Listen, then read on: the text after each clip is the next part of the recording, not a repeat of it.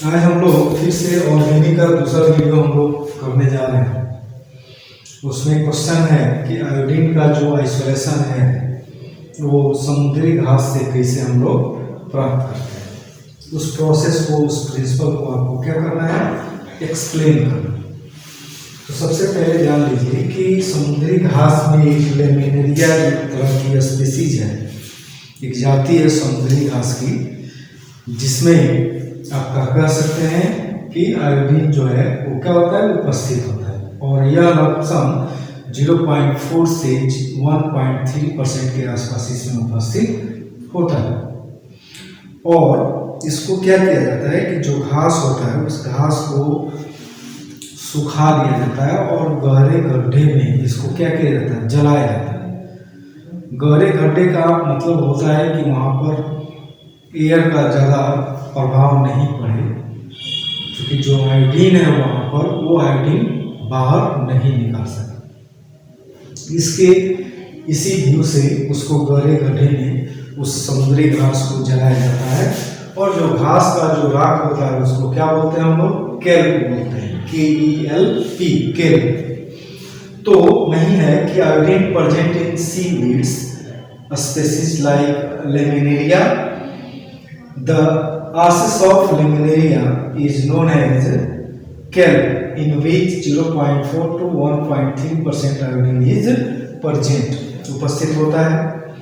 अब क्या होगा कि जो आपका केल्प जो है, राख जो है, उसको वाटर में क्या करेंगे हम लोग, घोलेंगे तो क्या होगा कि जो उसमें लेस सोल्यूबल कंपोनेंट होगा, जो निम्न घुलनशील जो अवयव होगा, जैसे KCl हो गया, NaCl हो गया, Na2SO4 हो गया, वो क्या होगा, पार्शियली क्रिस्टलाइज होगा और क्रिस्टलाइज होकर के क्या हो जाएगा, मदर लिक्विड से अलग हो जाएगा, छट जाएगा। तो उसको अलग कर लेंगे, यानी कह सकते हैं कि on dissolving kelp in water the less soluble component KCl, NaCl, Na2SO4 are partially crystallize and remove from mother liquid.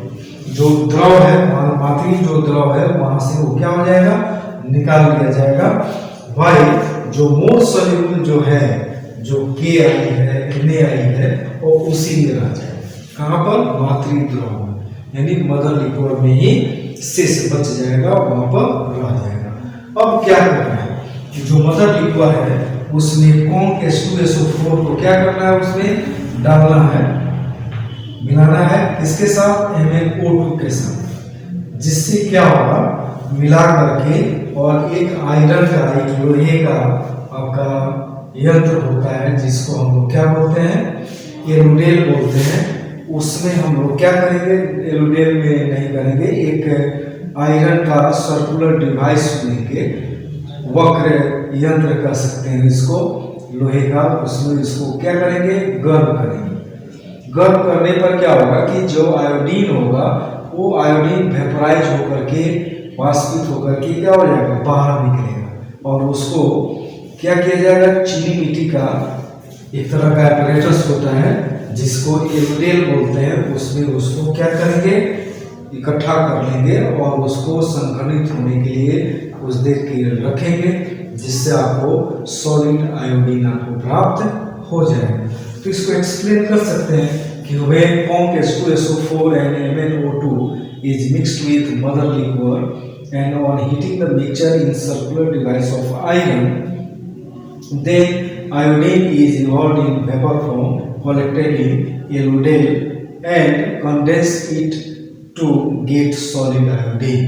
कहने का मतलब हुआ कि जब फॉर्म H2SO4 और MnO2 को मदर लिक्विड के साथ मिला करके एक लोहे के वक्र यंत्र में, यानी सर्कुलर डिवाइस में क्या करेंगे, गर्म करेंगे, तब वहां पर क्या होगा, आयोडीन जो होगा वहां पर वाष्प रूप में क्या होगा, निकलेगा, बाहर निकलेगा। और जिसको एलोडेल नामक एपरेटस में, बर्तन में क्या किया जाएगा, उसको जमा कर लेंगे। जमा करने के बाद उसको जब संघनित करेंगे, ठंडा करेंगे, तो आपको सॉलिड आयोडीन आपको वहां पर मिल जाएगा। जैसे यहाँ पर कैसे रिएक्शन होगा, यहाँ पर तो NaI आपका KI भी ले सकते हैं या NaI ले सकते हैं, प्लस MnO2 प्लस 3H2SO4 आपको मिल जाएगा NaHSO4 plus MnSO4 plus 2H2O plus iodine आपका क्या हो जाएगा, बाहर निकल जाएगा। ठीक है, अब जो आयोडीन मिलेगा आपको उसमें थोड़ी सी मात्रा में आपका ब्रोमीन भी रहता है और क्लोरीन भी रहता है, तो उसको क्या करेंगे, डिस्टिल करेंगे, ऊर्ध्वपातन विधि द्वारा उसको प्यूरिफाई करेंगे। जब उसको डिस्टिल करेंगे तो वहां पर क्लोरीन या आपका ब्रोमीन जो है वो KCl और KBr के रूप में निकल जाएगा और आयोडीन आपका फ्री हो जाएगा आपका प्योर फॉर्म। ठीक है, इस तरह से हम लोग प्राप्त कर सकते हैं आयोडीन। नेक्स्ट क्वेश्चन है कि transition metal form colour compound why. होता क्या है कि जो जब मान लेते हैं लाइट में किसी ट्रांजिशन मेटल को रखते हैं तो किसी स्पेसिफिक लाइट की फ्रीक्वेंसी को या वेवलेंथ को क्या करता है, एब्जॉर्ब करता है, एनर्जी को क्या करता है, एब्जॉर्ब करता है। एनर्जी है तो उसमें फ्रीक्वेंसी भी है और वेवलेंथ भी है, इसी बात समझिए। तो एक्साइटेड होगा इलेक्ट्रॉन तो कहाँ जाएगा, हायर डी ऑर्बिटल में जाएगा, यानी lower d orbital to higher d orbital जाएगा, तो जिसको हम लोग क्या बोलते हैं, DD इलेक्ट्रॉनिक ट्रांजिशन बोलते हैं। उतना एक्सप्लेन करने का मतलब है कि बहुत बड़ा हो जाएगा, ठीक है ना, 2 मार्क्स में आएगा। इसको डायरेक्टली लिख सकते हैं कि due to DD electronic transition metal exhibit क्या, colour compound the ions which has unpaired electron can show it characteristics colour, एक विशेष रंग को क्या करते हैं, प्रदर्शित करते हैं, शो करते हैं। जैसे कॉपर आयन है तो ब्लू कलर में आपको शो करेगा due to adjustment of red colour wavelength, ठीक है ना। उसी तरह से टाइटेनियम प्लस 3 है, पर्पल होगा because it absorb yellow wavelength, ठीक है ना। तो जिस कलर के वेवलेंथ को एब्जॉर्ब करेगा उसी अनुसार वो अपना कलर को क्या करेगा, शो करेगा। नेक्स्ट है कि transition element show variable oxidation state. Simply बोल सकते हैं कि मेंबर में, ट्रांजिशन मेंबर में अगर फर्स्ट मेंबर अगर स्कैंडियम है और लास्ट मेंबर आपका जिंक है तो उसमें से आप बाकी इन दोनों को छोड़ करके बाकी सभी जो है वो वेरिएबल ऑक्सीडेशन स्टेट को शो करते हैं, क्योंकि उनके डी ऑर्बिटल क्या होते हैं, वैकेंट होते हैं, ठीक है ना, due to vacant d orbital. वहीं बोला गया कि except first member scandium and last member of series Zn all metals show variable oxidation state due to vacant d orbitals. Next question है कि which type of ore is concentrated by fourth flotation process। तो fourth flotation process के द्वारा कौन से अयस्क का संघनन होता है, तो सल्फाइड ओर्स का होता है। इतना याद रखें कि बाय फोर्थ फ्लोटेशन प्रोसेस केवल सल्फाइड ओर का आपका क्या होगा, कंसंट्रेशन होगा। चलिए नेक्स्ट क्वेश्चन हम लोग देखते हैं कि व्हाई डू नोबल गैसेस है कंपैरेटिवली लार्ज एटॉमिक साइज। तो इसको इस तरह से समझिए कि जब नोबल गैस को छोड़ करके किसी अदर गैस की जब बात करते हैं या अदर एलिमेंट की जब बात करते हैं तो उसके लिए हम लोग कोवैलेंट रेडियस देखते हैं या मेटालिक रेडियस देखते हैं, ठीक है ना। जबकि नोबल गैसेस के लिए हम लोग क्या कंसीडर करके चलते हैं, वान डेर वाल रेडियस देखते हैं, ठीक है ना।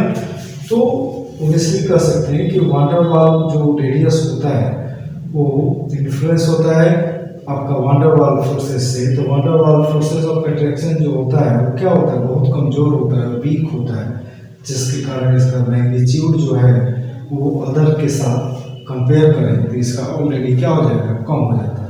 तो वहीं एक्सप्लेन कर देना है कि actually for these elements van der Waals radii are considered, यानी van der Waals radii consider किया जाता है, while for rest element either covalent radii या मेटालिक रेडियाई आर कंसीडर्ड।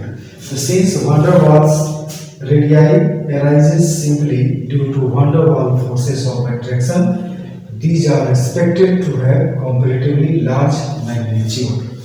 कह सकते हैं कि van der Waals फोर्स क्या होता है, आपको भी मालूम है कि वीक फोर्स होता है। वीक फोर्स होने के कारण उसका साइज जो होता है ऑलरेडी क्या हो जाता है, बड़ा हो जाता है। नेक्स्ट क्वेश्चन है कि why are hydrogens strong oxidising agent. ठीक है ना। तो सबसे पहले एक चीज जानिए कि टोटल जो भी नॉन मेटल है पी ब्लॉक में बात करें तो सबसे ज्यादा मोर इलेक्ट्रोनेगेटिव कौन होता है, हाइड्रोजन्स होते हैं। और हाइड्रोजन्स इलेक्ट्रोनेगेटिव होने के कारण इलेक्ट्रॉन लेने की टेंडेंसी उसमें सबसे अधिक होगी। ओके, इलेक्ट्रॉन एक्सेप्ट करने की टेंडेंसी उसमें सबसे अधिक होती है। तो जो जितना ही आसानी से इलेक्ट्रॉन ले सकता है वो उतना ही स्ट्रॉन्ग ऑक्सीडाइजिंग एजेंट होगा। ओके, तो इसीलिए बोला जाता है, कर सकते हैं कि members of hydrogens family act as strong oxidising agent due to their electron accepting tendency both in molecular as well as atomic form.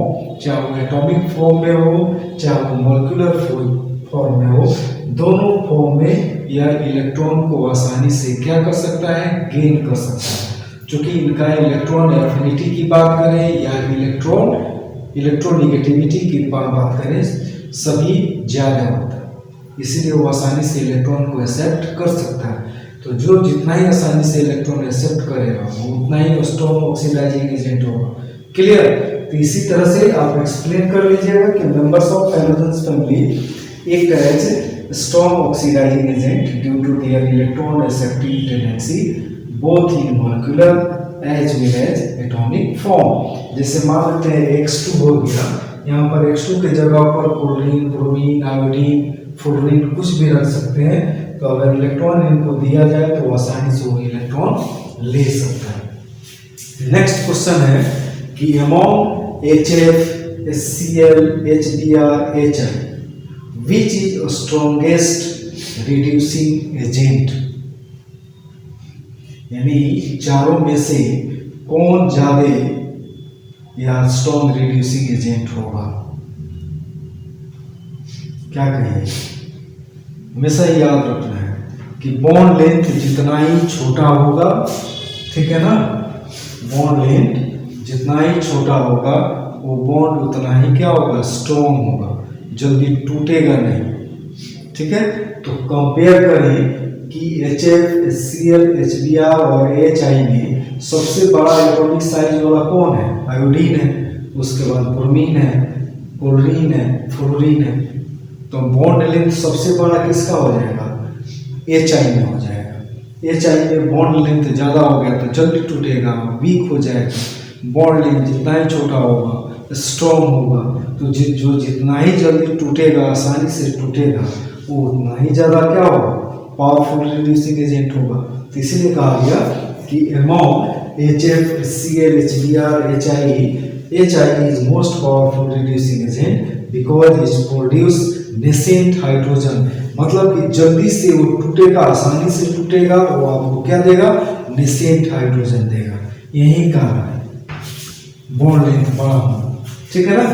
तो जैसे कॉपर सल्फेट है, कॉपर सल्फेट को क्या किया है, HI क्या कर रहा है, रिड्यूस कर रहा है, क्या चीज में, कॉपर के प्लस आयोडाइड और H2SO4 बन गया।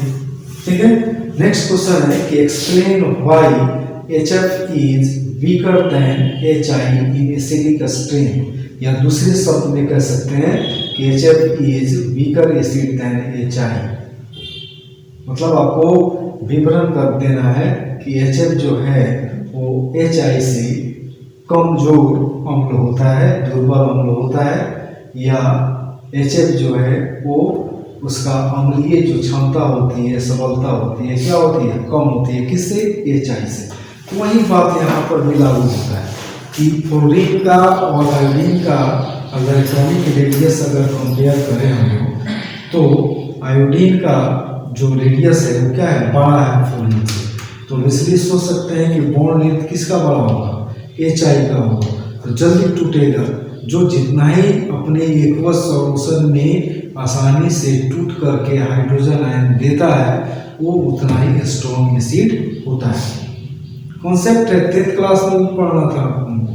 तो क्या कर सकते हैं, HF bond is relatively strong, क्योंकि बॉन्ड लेंथ इसका क्या है, छोटा है। And the bond it dissociate with difficulty in comparison of HI की तुलना में यह आसानी से नहीं टूटता है, कठिनाई से टूटता है। And also the radius of fluorine is less than iodine. अभी जो हमने बताया वही चीज एक्सप्लेन किया गया है कि फ्लोरीन का जो रेडियस है वो आयोडीन से क्या है, छोटा है। Hence HI dissociate readily to give hydronium ion in aqueous solution. आराम से हाइड्रोजन को क्या करेगा, दे देगा, जल्दी टूट जाएगा। जो जितना ही जल्दी टूटेगा, आसानी से टूटेगा, वो उतना ही स्ट्रॉन्ग होगा। इसी को एक्सप्लेन कर देना था। ओके, नेक्स्ट क्वेश्चन हम लोग आगे बढ़ते हैं।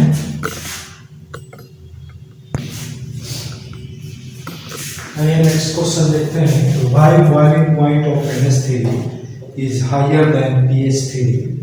तो इसको इजी वे में समझ सकते हैं कि NH3 के जो मॉलिक्यूल होते हैं वे हाइड्रोजन बॉन्डिंग से क्या होते हैं, जुड़े होते हैं, एसोसिएटेड मॉलिक्यूल के रूप में रहते हैं। जबकि pH3 का जो इलेक्ट्रोनेगेटिविटी है वो बहुत कम होता है, जिसके कारण वह हाइड्रोजन बॉन्डिंग नहीं बना पाता है। तो उसके मॉलिक्यूल जो होते हैं डिस्क्रीट स्थिति में रहते हैं, फैले हुए रहते हैं, बिखरे हुए रहते हैं। इसीलिए कह सकते हैं कि ammonia is associated by intermolecular hydrogen bonding, therefore it exists as associated molecule, while pH3 does not लगा सकते हैं, does not undergo hydrogen bonding. That is why the boiling point of ammonia is higher than that of pH3। यानी क्या कहने का मतलब हुआ कि अमोनिया जो होता है वो हाइड्रोजन बॉन्डिंग से संगठित होता है, यानी उसके हर एक अणु हाइड्रोजन बॉन्ड से बंधित होते हैं, जुड़े हुए रहते हैं, संगठित रहते हैं। अतः यह भी एक संगठित मॉलिक्यूल के रूप में एग्जिस्ट करता है, जबकि pH3 हाइड्रोजन बॉन्डिंग में भाग नहीं लेते हैं। मतलब कि इसका इलेक्ट्रोनेगेटिविटी कम होता है, जिसके कारण यह हाइड्रोजन बॉन्डिंग नहीं बना पाता है। तो इसलिए कह सकते हैं कि यही कारण है कि अमोनिया का बॉइलिंग पॉइंट जो है pH3 से क्या हो जाएगा, लो हो जाएगा, अमोनिया हाई हो जाएगा। अमोनिया का बॉइलिंग पॉइंट क्या हो जाएगा, pH3 से हाई हो जाएगा। नेक्स्ट है कि what happens when ammonia react with excess of chlorine. अगर एक्सेस ऑफ क्लोरीन के साथ अगर अमोनिया अगर रिएक्ट करता है तो क्या बनता है, ठीक है। तो दिमाग में रखना है कि एक्सप्लोजिव बनाता है, NCl3 बनाता है, ठीक है ना। यानी जब भी अमोनिया एक्सेस क्लोरीन के साथ अगर रिएक्ट करेगा तो नाइट्रोजन ट्राई क्लोराइड बनाएगा, याद रखिएगा। और यह क्या होता है, बहुत स्ट्रॉन्ग आपका एक्सप्लोजिव होता है, विस्फोटक होता है। नेक्स्ट है फास्फोरस।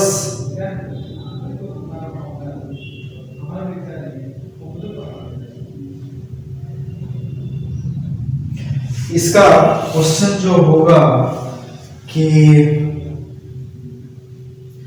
PCl जो है, फास्फोरस जो है PCl3 PCl5 बना लेता है, लेकिन नाइट्रोजन जो है वह NCl3 तक ही अपना कंपाउंड बना पाता है, NCl5 नहीं बना पाता है, पेंटा हैलाइड नहीं बना पाता है। तो इसलिए कह सकते हैं कि फास्फोरस में d ऑर्बिटल मौजूद होता है और नाइट्रोजन में d ऑर्बिटल मौजूद नहीं होता है, जिसके कारण अपने कोवैलेंसी को 3 से 5 तक नहीं बढ़ा सकता है।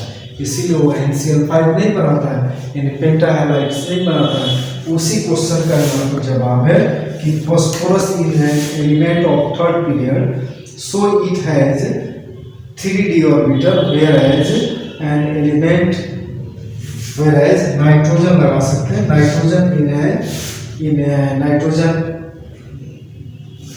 whereas nitrogen is an element of second period and it has no d orbital. Thus phosphorus is able to extend its valency. phosphorus अपने वैलेंसी को यानी कोवैलेंसी को 5 तक बढ़ा सकता है, जबकि नाइट्रोजन में डी ऑर्बिटल नहीं होता है, इसीलिए अपने वैलेंसी को 5 तक नहीं बढ़ा पाता, इसीलिए NCl5 नहीं बना सकता। नेक्स्ट क्वेश्चन है कि bond angle of ammonia is greater than pH3, why? Ammonia में जो बॉन्ड एंगल है वो pH3 में बॉन्ड एंगल जो होता है उससे क्या होता है, अधिक होता है, क्या कारण? तो सबसे पहले कंपेयर करें नाइट्रोजन और फास्फोरस का, तो नाइट्रोजन मोर इलेक्ट्रोनेगेटिव होता है किससे, फास्फोरस से।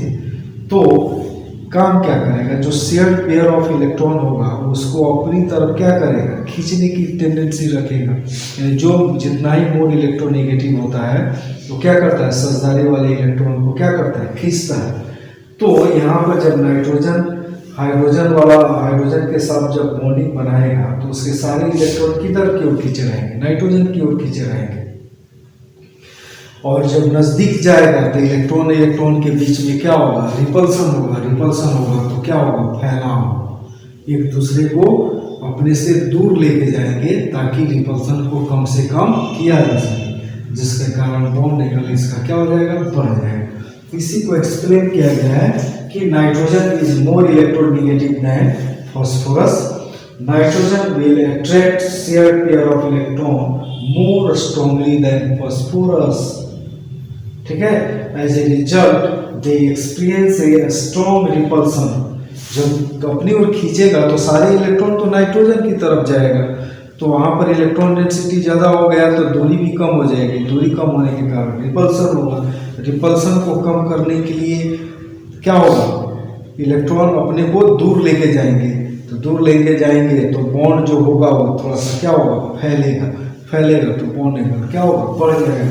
तो वही है कि as a result they experience a strong repulsion due to electron repulsive force, therefore bond angle of ammonia is greater than pH3।